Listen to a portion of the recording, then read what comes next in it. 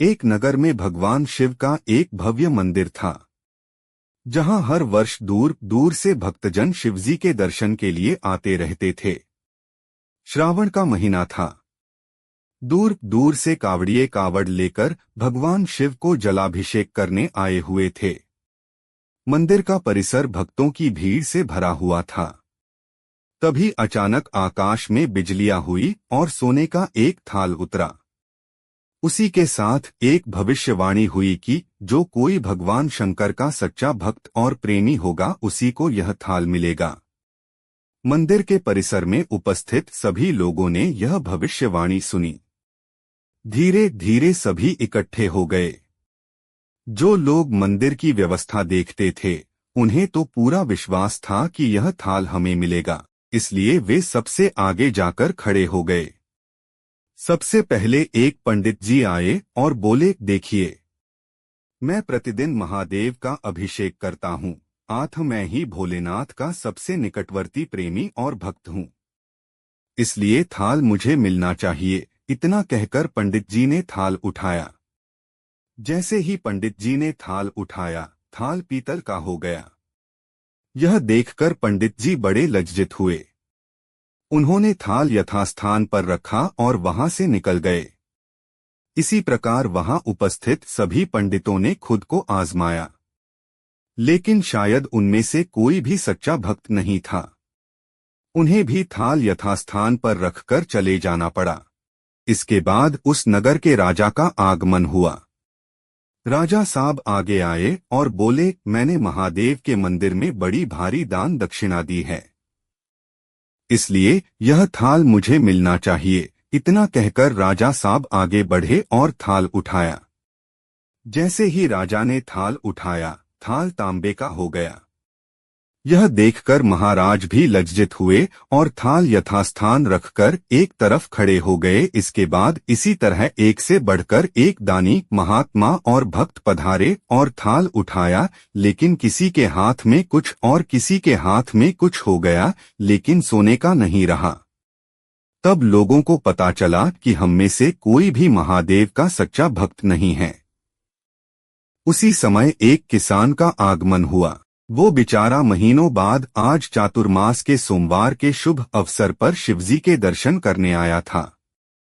गरीबी और गृहस्थी के बोझ तले दबा दिन रात खेतों में मेहनत मजदूरी करके अपना और अपने परिवार का गुजारा करता था। अभी रास्ते में आ ही रहा था कि कोई भिखारी मिल गया और कुछ खाने को मांगने लगा। इस किसान को दया आ गई। अपने खाने के लिए जो खाना लाया था वो उसने उस भिखारी को दे दिया। थाल के बारे में इसने भी सुना था, लेकिन इसने उस ओर कोई ध्यान ही नहीं दिया। सीधा मंदिर में गया और महादेव का पूजन करके बाहर आ गया। परिक्रमा करके जाने को हुआ, तभी पीछे से एक व्यक्ति बोला, भाई, तुम भी थाल को उठाकर देख लो, हो सकता है तुम ही वह सच्चे भक्त हो जिसके लिए यह थाल आया है। किसान को लगा वह व्यक्ति उसका मजाक बना रहा है।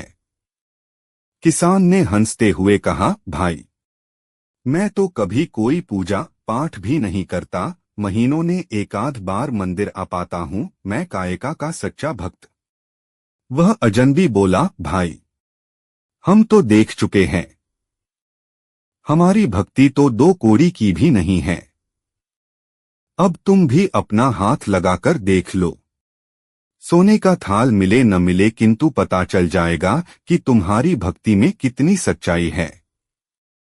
लोगों के बहुत आग्रह करने पर आखिर उस भोले भाले किसान ने जाकर थाल उठा ही लिया। जैसे ही उसने थाल उठाया, लोगों के आश्चर्य का ठिकाना नहीं रहा। सोने का थाल रोशनी से चमचमाने लगा। यह देख सब लोगों में खुशियों की लहर दौड़ गई।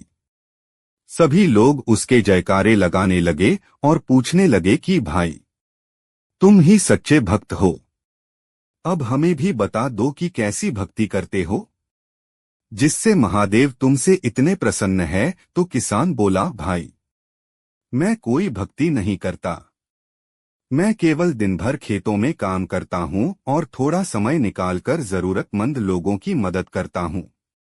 इसके अलावा मैं कोई विशेष कार्य नहीं करता। लोग पूछने लगे, तुम लोगों की मदद क्यों करते हो? हंसते हुए किसान बोला, सुकून। दूसरों के चेहरे पर मुस्कान देखकर मुझे जो आनंद और खुशी होती है उसे मैं शब्दों में बयां नहीं कर सकता। शायद यही कारण है कि महादेव मुझसे खुश है। इसलिए हमेशा याद रखे, सत्कर्म का आरंभ भी आनंद से होता है और अंत भी आनंददायक होता है। दुष्कर्म का आरंभ भी दुख से होता है और अंत भी दुखदायक होता है। आप सैकड़ों मील की यात्रा करके भी दूसरों का दिल दुखाते हैं तो आपकी वह तपस्या, साधना और महादेव का दर्शन धूल के बराबर है। ऐसी और वीडियो के लिए सब्सक्राइब करें हमारा चैनल जियालाल और बेल आइकॉन दबाएं।